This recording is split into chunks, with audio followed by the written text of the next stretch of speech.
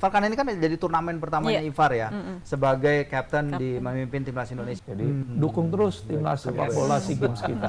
Mudah-mudahan ini kado akhir tahun yang luar biasa buat Indonesia. Namanya ringkasan saya ke PSSI, kita harus menjadi 8 besar di Asia. Sekarang kan timnas lagi tanpa nakoda nih di ruang pelatih. Iya. Gimana?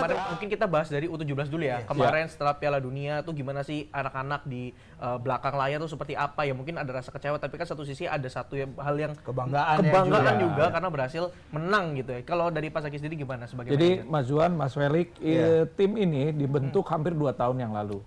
Dimulai dari proses seleksi di Maret 2024. Ya, kemudian persiapan untuk Piala AFF 2024. Masih under 16 waktu itu. Lanjut lagi setelah Piala AFF dan alhamdulillah kita menjadi juara ketiga waktu itu. Kemudian lanjut ke kualifikasi Piala Asia. Dengan materi yang hampir 75% pemainnya sama. Ada tambah kurang, betul. Tapi materi mayoritas pemainnya sama.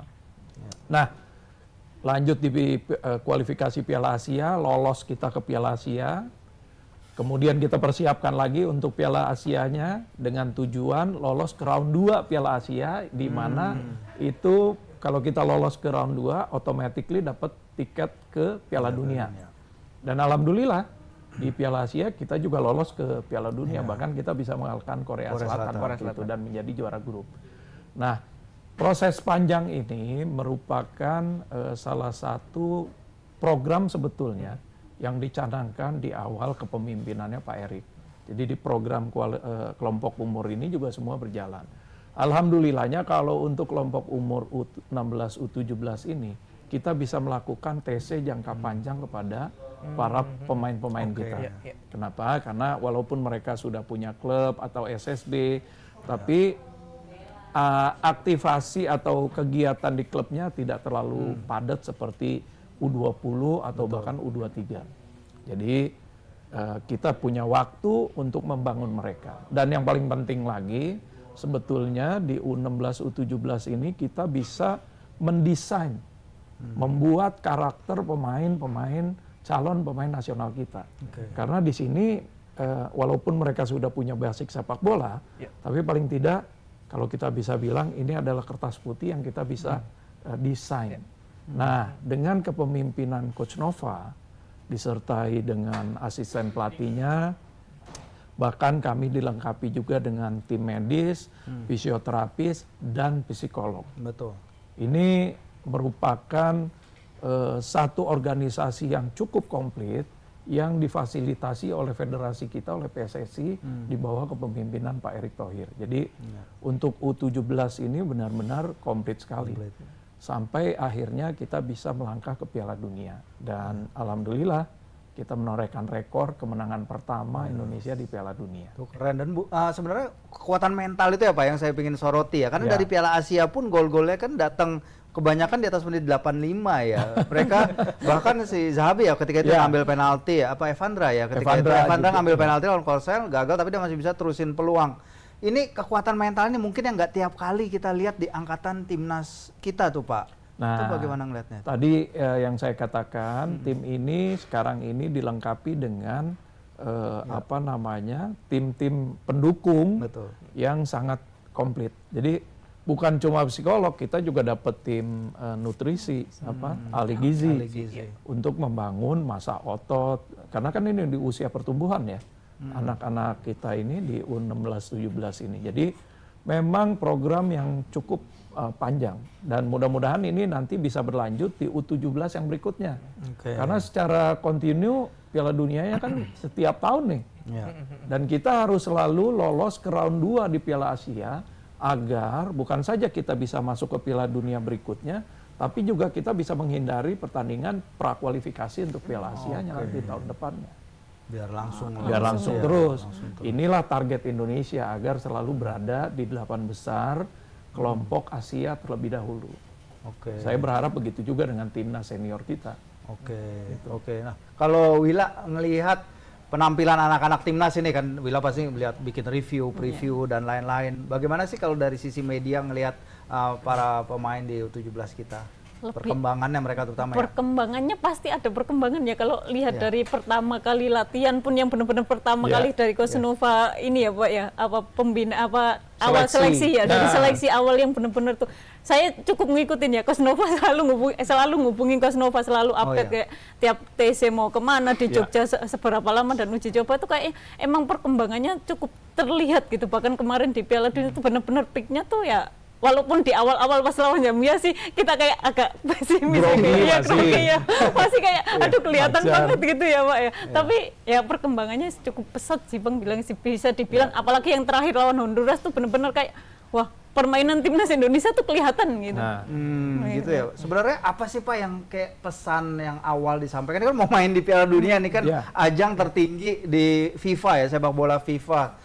Itu di behind the scenes anak-anak ketika tiba di venue itu seperti apa sih Pak? Jadi selalu kita berikan mereka motivasi, semangat bahwa mereka adalah duta Indonesia yang pertama, ya.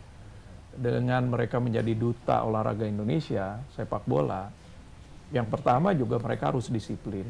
Kemudian ada etika-etika sebagai pemain sepak bola profesional nantinya, yang mereka juga harus pahami. Maka dari itu, alhamdulillah dengan TC jangka panjang ini, program jangka panjang U16 dan U17, kita bisa meraih hasil maksimal. Memang 2 tahun, bukan yang 4 tahun atau tapi paling tidak ini langkah awal untuk menuju pembibitan, kaderisasi dan regenerasi pemain-pemain kita nanti dengan tahapan-tahapan yang setelah U17 kan masuk ke U20. Betul. U20 nanti ada U23 sampai nanti ke timnas senior. Begitu juga di sisi kepelatihan. Jadi sudah selayaknya Coach Nova ini juga dipromosikan ke U20. Jadi ya kalau yang kan kemarin Coach Nova dipromosikan ke U20 Pak. Itu apakah semua dengan asisten pelatihnya semua sama? Kemungkinan akan gerbong yang sama. Oh, gerbong yang baru. Karena antara pelatih, asisten pelatih dengan tim yang lain, kalau sudah kompak lebih baik kita pertahankan. Yang berikutnya baru kita buat lagi yang baru. Untuk timnas U17 ya. Jadi sekarang prosesnya masih searching jadi ya untuk pengganti U17 ya. Ini tidak mudah tentunya ya Pak ya. Tidak mudah, tapi jangan khawatir, kita punya stok pelatih muda cukup lumayan banyak sekarang. Yang sudah pengalaman juga ya, ikut mendampingi di U17, ada yang ikut mendampingi di U20, bahkan ada yang di U23. Jadi kalau mau di searching ya di luar itu pun masih ada lagi nanti beberapa. Nah Pak Zaki, lalu mungkin lebih pembahasannya lebih fokus ke ini, ngomongin tentang gimana sih anak-anak U17 ini kan kalau secara usia kan ini masih egonya masih tinggi-tingginya, perannya kan lagi tinggi-tingginya dong, usia 17 tahun ya kan. Dan ini gimana cara tim, cara coach kepelatihan tuh bisa manage anak-anak ini secara emosional, secara mungkin sikap dan attitude yang tadi Bapak sampaikan. Silakan Pak. Jadi yang pertama ditekankan oleh Coach Nova itu adalah disiplin. Jadi, tadi yang saya katakan, U16, U17 ini kita mendapatkan, kalau boleh bilang, bahan untuk kita kemudian desain mereka menjadi pemain sepak bola yang profesional. Karena bahannya nih harus dari sini nih, bukan cuma sekedar stamina, fisik, teknik, ya, sama pemahaman strategi sepak bola. Tapi yang paling penting adalah mental dan disiplin mereka. Nah, ini semua paralel dengan tadi pembangunan mental mereka di mana ada tim psikolog mendampingi. Kita tahu zaman sekarang ini dunia telekomunikasi informasi kan sangat maju sekali. Yang namanya sosial media itu sangat luar biasa. Saya menangani tim kelompok umur ini sudah beberapa angkatan dan ada banyak pemain-pemain kita yang dalam tanda kutip layu sebelum berkembang. Betul.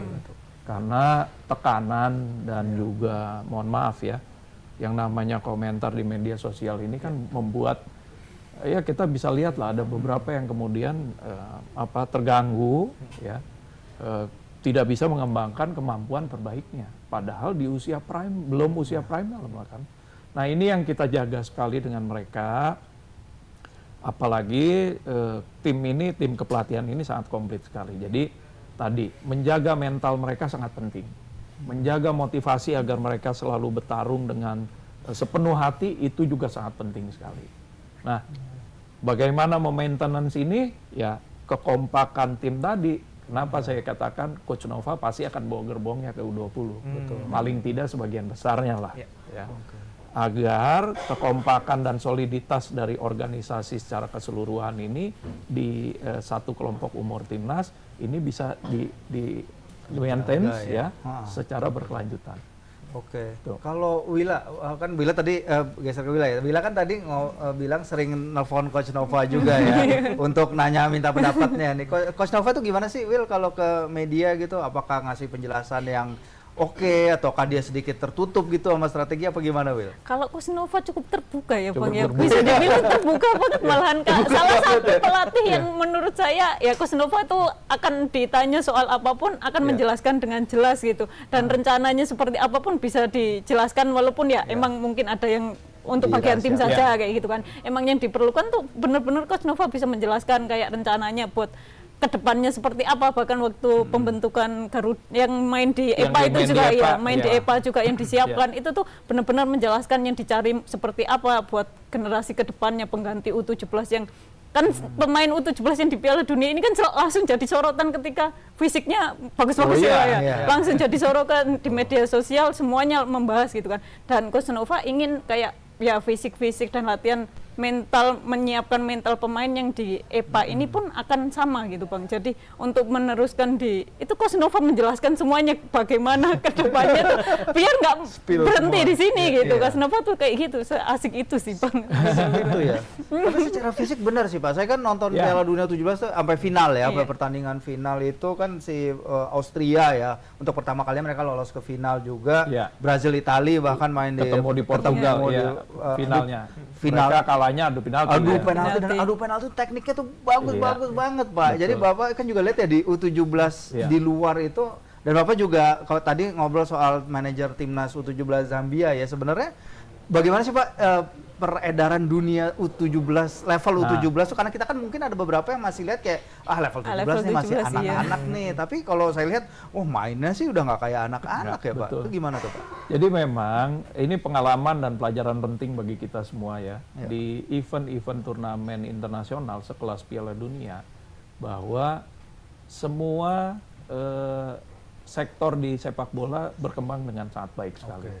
Dan kita harus segera mempercepat pertumbuhan kita juga, ya, perkembangan kita juga agar tidak ketinggalan dengan evolusi sepak bola di negara-negara sahabat kita semua, ya. Nah, inilah yang sangat penting. Makanya kalau saya lihat di perhelatan Piala Dunia kemarin, seluruh tim itu mempersiapkan dengan baik tim-timnya, personil-personilnya. Jadi tadi mengenai, kan ini mereka di usia pertumbuhan nih. Betul. Masa otot, tulang dan lain sebagainya, itu kan akan tergantung dengan asupan yang mereka dapatkan. Kenapa tadi saya katakan kita beruntung di U16 ini aktivitas anak-anak tidak terlalu banyak di dunia sepak bolanya. Ya, jadi kita masih bisa bentuk mereka dengan tadi training program fisik, pembangunan fisik, stamina dan teknik mereka. Itu semua udah ada textbooknya, udah ada pegangannya, udah ada pedomannya. Tinggal mereka melanjutkan dengan disiplinitas dan komitmen mereka sebagai pemain yang tinggi. Karena tanpa dua hal itu, begitu mereka kembali lagi ke rumah akan kendor lagi, ya kan? Ataupun begitu mereka kembali ke klub akan berbeda lagi, karena klub pasti punya program yang berbeda dengan timnas. Nah, ini yang bisa kita harapkan di kelompok usia muda. Kalau udah U20, U23, apalagi senior, mereka sudah akan berjalan dengan sendirinya. Dan kita tidak bisa melakukan TC jangka panjang di kelompok umur setelah U20. Kenapa? Karena sebagian besar pemain itu sudah mendapatkan kontrak profesional. Dan bahkan menjadi tulang punggung di klubnya masing-masing. Maka dari itu di U16 inilah waktu kita membentuk aset-aset pemain-pemain yang kita harapkan menjadi pemain nasional nanti. Bukan cuma sekedar fisik teknik, tapi tadi mental dan juga psikolog mereka harus kita jaga agar mereka menjadi pemain yang benar-benar siap nantinya. Oke, baik. Nah, Pak Zaki, ini kalau secara portofolio berarti kan U17-nya kan sudah bagus ya, Pak, termasuk sudah cukup baik ya. Nah, tapi kan tidak lepas pasti adanya namanya catatan. Nah, kalau dari Pak Zaki sendiri as manajernya nih anak-anak di U17 dan U20 ini seperti apa sebenarnya catatan dari Bapak sendiri? Ada yang bandel nggak nih Pak? Gitu mungkin. Bandel orang-orang ini. Semuanya alhamdulillah semuanya punya komitmen yang tinggi dan disiplinitas yang tinggi juga. Maka dari itu ini yang selalu kita tegaskan dan kita tekankan kepada mereka, kalau mereka mau menjadi pemain profesional yang long lasting ya sampai umur 35 gitu ya. Ya mereka harus punya program yang benar-benar bisa membuat mereka bertahan lama. Dan program itu nggak bisa berjalan kalau mereka nggak punya komitmen dan disiplin. Contoh kasusnya aja, misalnya program makanan. Ya, kalau kita lihat yang namanya Cristiano Ronaldo itu nggak kenal sama gorengan, pempek, nggak kenal sama soda, bahkan alkohol pun dia nggak ini. Nah inilah yang mereka harus jalankan agar karir profesional mereka bisa berkembang. Alhamdulillah kemarin di Piala Dunia itu kita satu grup dengan negara-negara seperti Brazil. Betul. Di mana ketika kita lawan Brazil itu hampir semua mata insan sepak bola dunia itu melihat perkembangan kita. Dan saya juga berharap di sana kan pasti akan banyak agen-agen pemain. Betul, Pak. Kita berharap ada beberapa pemain kita yang punya kesempatan bermain di luar negeri. Nah itulah kenapa di setiap kelompok umur ini summary saya ringkasan saya ke PSSI, kita harus menjadi 8 besar di Asia. Dengan kita selalu berpartisipasi di dalam Piala Asia dan masuk ke round 2 atau bahkan bisa ke semifinal, itu akan menjadi standar bagi Indonesia dalam rangka mengembangkan pemain-pemain kita nanti. Tantangan berikutnya jangan salah loh, berat juga untuk pelatih dan tim kepelatihan berikutnya nih, yang U17, karena dia harus lolos. Kan sekarang kita dapat tiket langsung ke Piala Asia nih. Dia harus lolos ke round 2 Piala Asia. Which is itu nggak mudah juga ya. Karena nggak bisa terputus kan. Nggak boleh terputus. Ya. Dan ini challenge bagi usia dini juga ya di Indonesia. Mungkin Willa kali kalau ngelihat perkembangan usia muda dini di Indonesia, mulai khawatir tuh dia jawab ya. Willa gimana caranya kayak anak-anak ini bisa meneruskan trayek perkembangan mereka gitu Willa ke depannya? Waduh gimana nih? Yang penting sebenarnya ini sih Bang, kayak konsisten ada kompetisi. Itu yang utama. Itu yang utama harusnya kan. Kalau pemain usia dini ini kan harus bisa main setidaknya bukan berapa bulan sekali gitu kan. Nah, betul, bukan TC-TC juga ya. TC juga. Nah, sama disebutkan dengan Pak Zaki kan tadi kita tuh TC jangka panjang karena ya itu Bang, nggak ada kompetisi reguler yang berjalan di usia muda gitu kan.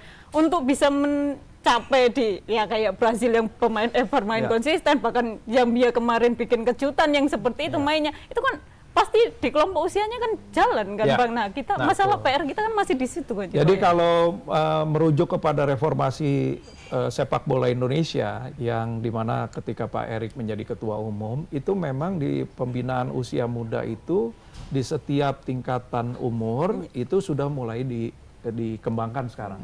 Dan aktivitas dari turnamen atau kompetisi lokal di setiap daerah ini sedang bergairah juga. Alhamdulillahnya kan timnas senior kita lagi bergairah nih. Jadi semua provinsi ini sedang berlomba-lomba untuk membuat banyak kegiatan, terutama di kelompok umur sih.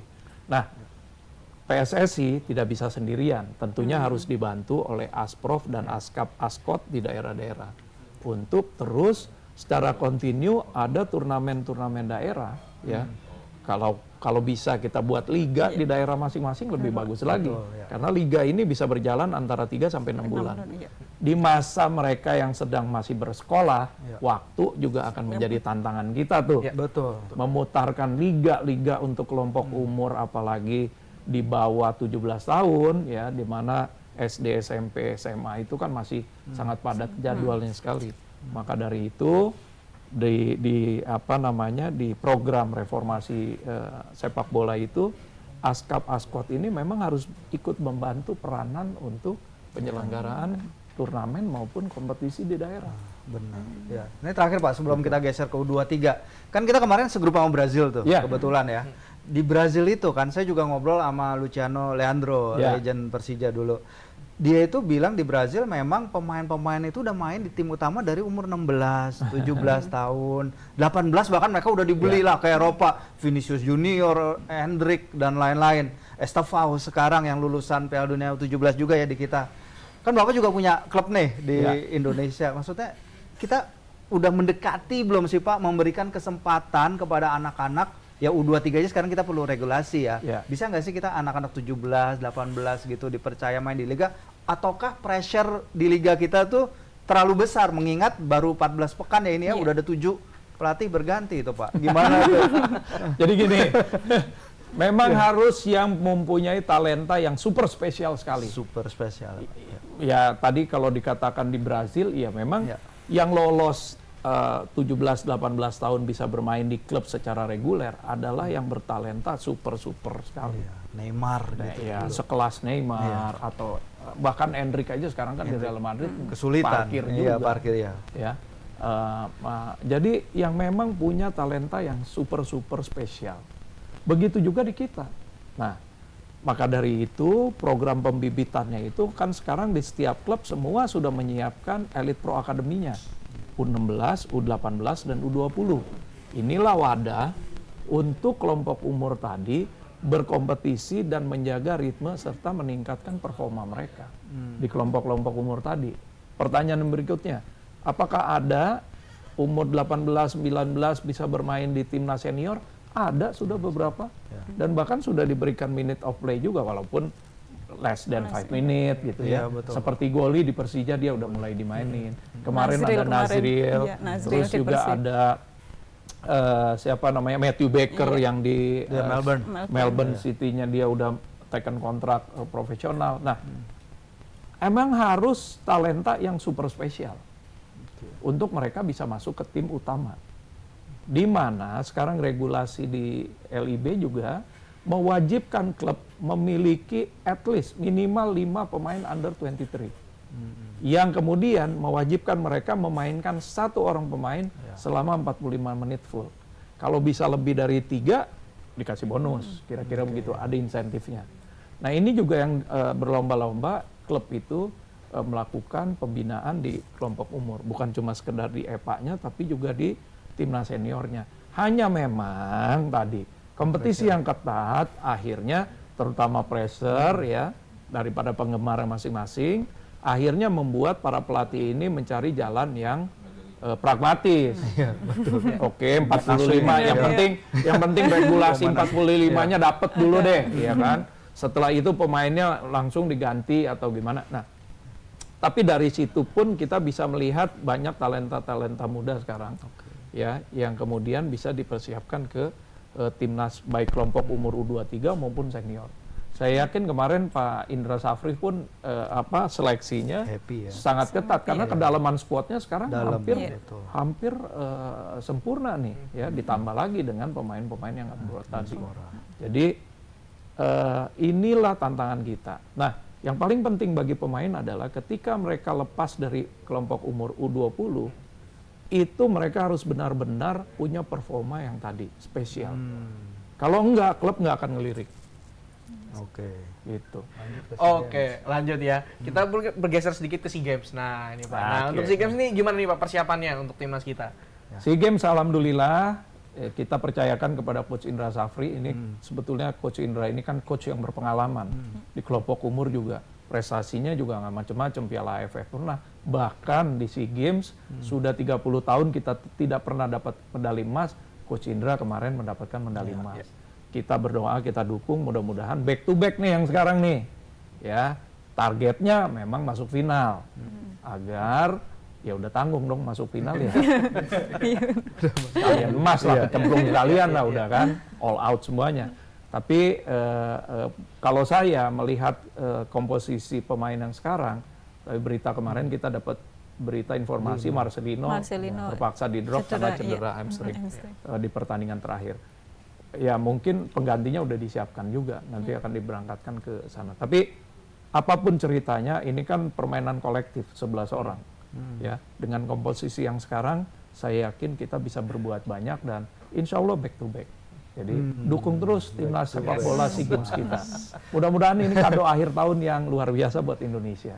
Luar biasa. Wila kan nonton juga ya kita ke pertandingan lawan Mali ya. Iya. Wila lihat timnas kemarin di Mix Zone juga sempat ngobrol sama Ivar ya. Bagaimana nanti Wila ngelihat kepemimpinan Ivar, karena ini kan jadi turnamen pertamanya Ivar ya, sebagai kapten di memimpin timnas Indonesia. Gimana nanti Wila melihat kepemimpinan Ivar nanti? Kalau Ivar kemarin kan masih awal tuh Bang, dia kan ngaku masih ini ya, masih beradaptasi dengan teman-teman baru ya, karena baru walaupun udah banyak ya, ada beberapa pemain yang udah deket tapi ya masih beradaptasi lah gitu kan. Tapi kayaknya besok karena udah mulai gabung kan, kemarin terakhir tuh udah nyusul tanggal Rabu kemarin udah nyusul kan.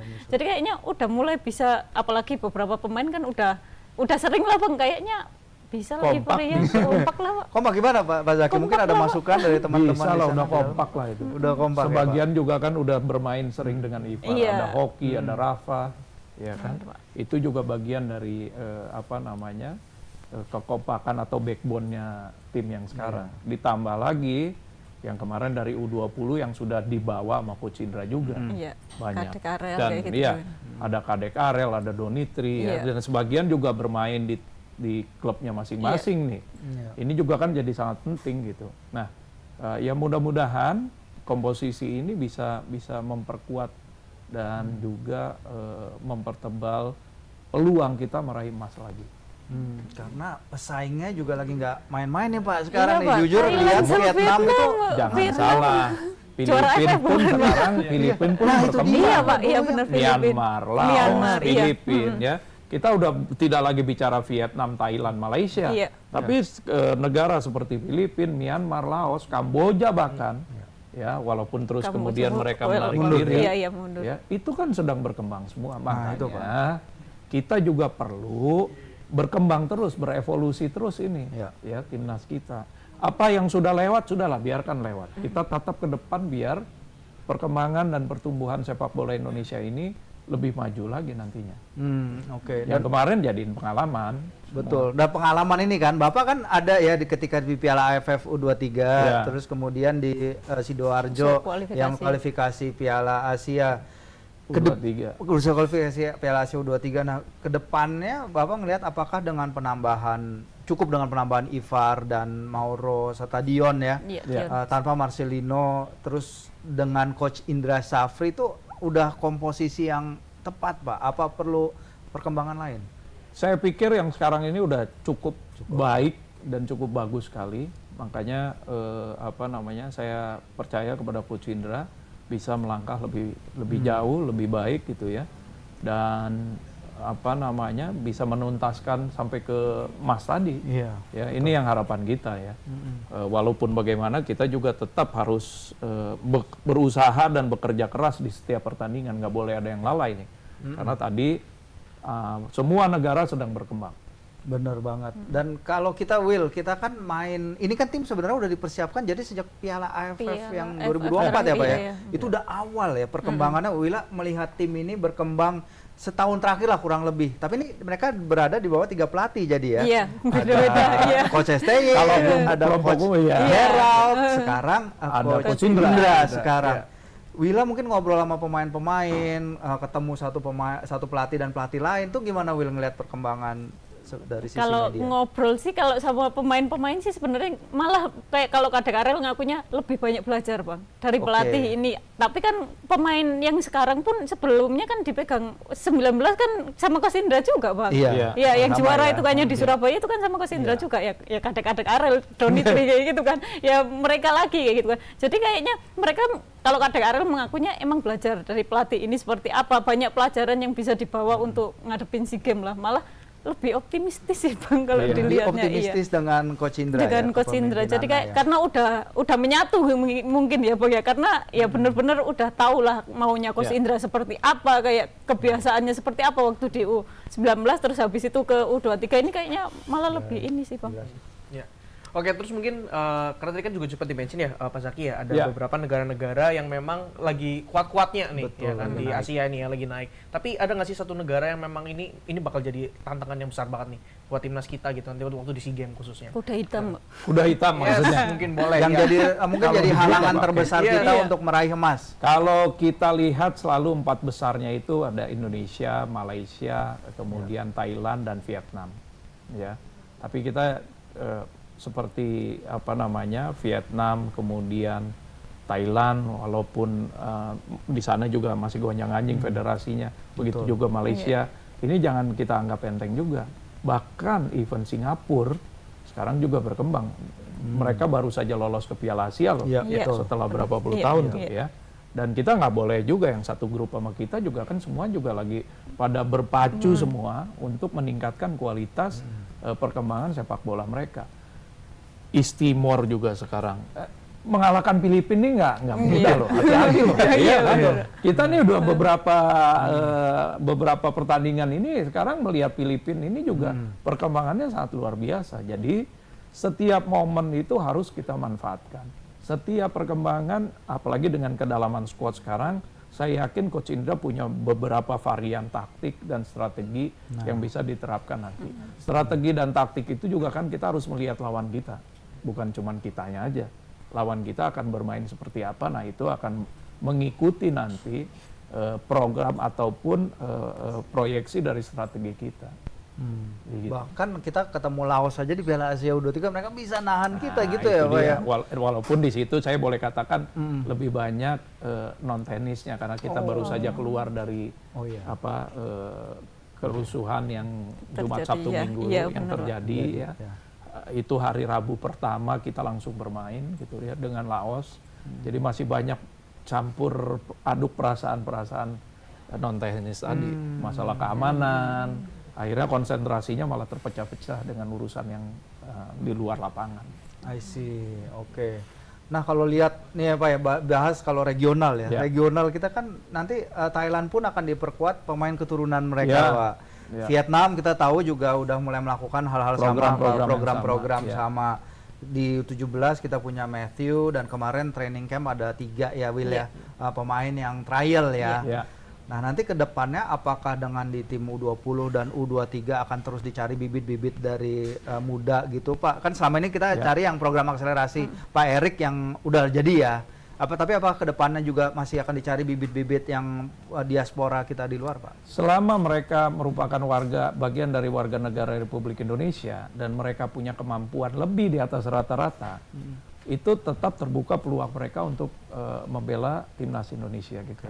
Nah, ini yang saya mungkin perlu menegaskan ya walaupun di kelompok umur, kemampuan mereka itu harus di atas rata-rata pemain kita. Bukan serta-merta ketika mereka lahir, bermain dan berkarir di Eropa itu bisa langsung masuk timnas juga. Pasti ada kategori yang kita juga harus lihat. Ada beberapa kan kemarin yang apa namanya, nama-nama yang beredar gitu ya. Tapi kan tidak semuanya bisa masuk langsung ke timnas. Tetap harus ada seleksi yang ketat juga. Karena yang kita inginkan adalah atlet atau pemain-pemain yang memang siap dan punya skill serta kemampuan di atas rata-rata. Jadi kalau ya lihat perkembangan, banyak sekali diaspora kita di luar yang juga berkarir di dunia sepak bola. Tapi sekali lagi harus yang benar-benar di atas rata-rata. Soal kematangan itu sih saya lihat interviewnya Matthew ya setelah pertandingan Piala Dunia 17 secara ngomongnya artikulasinya tuh udah benar kayak orang dewasa gitu Pak ya. Dan itu kan dibangun oleh apa namanya pendidikan maupun perkembangan mereka di sana. Matthew punya kakak pemain bola juga. Oke. Jadi ada role model juga bagi Ada dia role berkembang. model juga dia, tapi kan kemudian juga apa namanya kemampuannya juga berbeda dengan Matthew. Ya itulah. Nggak bisa juga tadi kalau dua-duanya walaupun di luar nggak bisa ya karena itu ya tadi harus ada kemampuan yang di atas rata-rata. Ini kadang-kadang kita masih terbius dengan wah ini main di luar, wah ini udah main di sini, jadi ini ya belum tentu juga begitu dicoba dengan kualitas yang ada di dalam negeri Ya kalau cuma rata-rata ya mereka harus punya kualitas yang di atas. Ya.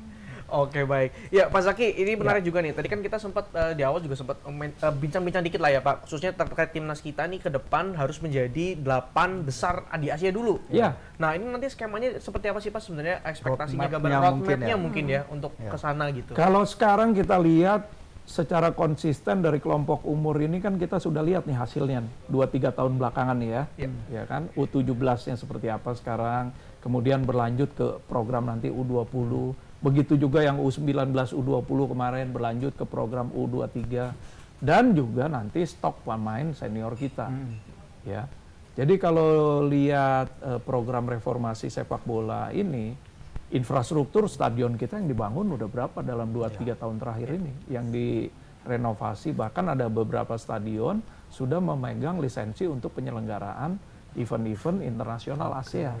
Salah satunya di Tangerang di Indomilk Arena. Nah, ini kan bukan cuma sekedar pemainnya saja, infrastruktur dibangun, kemudian juga SDM sumber daya manusia dari pelatih, kemudian wasit, ya perangkat pertandingan, bahkan sekarang ini banyak individu-individu PSSI yang sekarang juga disekolahkan untuk mendapatkan sertifikat FIFA di setiap bidangnya. Bidang teknik ada, bidang promosi, dan lain sebagainya. Jadi 2-3 tahun ke belakang ini di bawah kepemimpinan Pak Erik, perkembangan federasi kita sangat baik sekali. Sangat luar biasa sekali. Nah ini yang harus kita pertahankan. Tentunya semua ini muaranya nanti prestasi di setiap kelompok umur kita. Masih banyak yang harus kita benahi, masih banyak yang harus kita sempurnakan, agar tadi menuju 8 besar Asia aja menjadi big boys-nya Asia. Ya, itu kan target kita nih sekarang nih. Tantangan yang nggak mudah dan harus kita persiapkan dengan matang. Yang paling penting bagaimana dengan program keberlanjutannya. Apapun nanti cerita di federasinya, presiden atau ketua umum PSSI bisa berganti. Tapi perkembangan evolusi sepak bola ini nggak boleh berhenti, apalagi setback mundur ke belakang. Nah ini yang jangan sampai terjadi di kita. Ini insan sepak bola inilah yang semua harus ikut mendukung program pertumbuhan di evolusi dari dunia sepak bola Indonesia. Betul. Nah, itu. Oke, langsung terakhir. Termasuk media nih. Termasuk media. Termasuk media. Bantu juga. Iya. Harus bantu. Ada target yang 8. Kritik salah boleh, ya. Masukan boleh, tapi kita harus lihat tahapan-tahapan dan kemampuan yang dimiliki oleh federasi kita, PSSI kita saat ini. Tapi overall semua terbangun dengan baik. Di liga kita udah pakai VAR, udah 2 season. Bahkan Liga 2 udah pakai VAR juga. Mungkin satu-satunya di ASEAN yang pakai VAR Liga 2-nya hanya Indonesia. Ini kan tujuannya untuk terus membangun kualitas sepak bola Indonesia. Gitu. Belum lagi sport science kita bicara. Ya. Nah kalau ekspektasi publik nih, bahkan setelah kemarin kita sedikit lagi tuh ke Piala Dunia tuh Bapak, tadi kita sempat bahas sedikit ya ekspektasi publik itu, ya baiknya kita menyikapinya bagaimana, karena secara realistis pun liga kita masih peringkat 25 ya di Asia ya. Ini kan akibat kita sempat di-ban dulu. Betul Pak. Ya, kompetisinya jadi akumulasi poinnya hilang beberapa tahun yang membuat kita terdegradasi sampai ke liga kita sampai ke bawah banget. Nah, melihat perkembangan sekarang, laju dari perwakilan Indonesia di liga-liga tingkat Asia, Persib, ada Dewa, ini kan sekarang sudah mulai mendulang poin nih. Mudah-mudahan di tahun-tahun berikutnya kualitas kita akan terus membaik, ya, di mana liga kita juga bisa terangkat. Tapi pada akhirnya perangkat seluruh elemen sepak bola di Indonesia ini harus berjalan bersamaan. Ekspektasi kita ke Piala Dunia, tapi yang namanya sepak bola itu ya memang drama kehidupan itu ada di 90 menit tadi, ya kan? Ada tim yang bekerja keras, permainan bagus, bisa menang, udah pasti. Enggak, bukan udah pasti, itu pasti sempurna. Ada tim yang tapi hoki menang juga dia. Ada tim yang udah kerja keras, persiapan segala macam, tapi endingnya kalah. Ada juga di liga kita, coba lihat. Ada yang spendingnya luar biasa, tapi sekarang posisinya di bawah. Juga ada yang spendingnya luar biasa, posisinya di atas. Ada yang biasa-biasa aja, ya ada yang terancam degradasi, ada juga yang di atas. Nah itulah drama kehidupan kita. Kembali lagi ke ekspektasi, jangan mudah menyerah. Dan kita harus terus berdoa dan berusaha keras. Mendukung timnas kita masuk ke Piala Dunia. Menjadi 8 besar di Asia. Ini emang panjang nanti perjalanannya. Mungkin di antara kita semua ada presiden kita, ada ketua federasi kita yang juga menginginkan Indonesia main berpentas di Piala Dunia dan juga di Piala Asia. Nah, terakhir nih Pak, kalau perjalanan panjang timnas kan biasanya harus ada nakodanya ya Pak ya yang memimpin ya. Sekarang kan timnas lagi tanpa nakoda nih di ruang pelatih. Iya. Gimana tuh Pak? Update-nya gimana? Mungkin Pak Zaki ada bocoran. Nanti kita tunggu BTN ya. Menginformasikan, kita percayakan kepada timnya Pak Marji, Direktur Teknik Alexander Wiss sekarang ya, dan beberapa exco yang sudah mewawancari berapa bakal calon pelatih kita. Nah, nanti tunggu pengumumannya. Yang pasti pemilihannya sekarang ini dengan secermat mungkin, seseksama mungkin agar tujuan kita pelatih ini juga bisa mengetahui bukan saja kualitas dari pemain-pemain Indonesia, tapi culture dari pemain Indonesia. Oke. Kita ini dari Sabang sampai Merauke aja culture-nya udah beda-beda. Iya benar. Sekarang kan ditambah pemain-pemain. Apalagi pemain abroad-nya juga diaspora aja, ada yang besar di Australia, ada yang besar di Amerika, ada yang besar di Jerman, Belanda gitu ya. Nah ini juga mesti peramunya ini harus paham itu semua. Siap. Jadi belum ada nama. Sabar aja. Kita tunggu ya. Wila Bola Sport yang pertama memberitakan ya. Barang Kompascom ya, nanti kita beritakan. Oke, terima kasih banyak. Terima kasih Pak Zaki.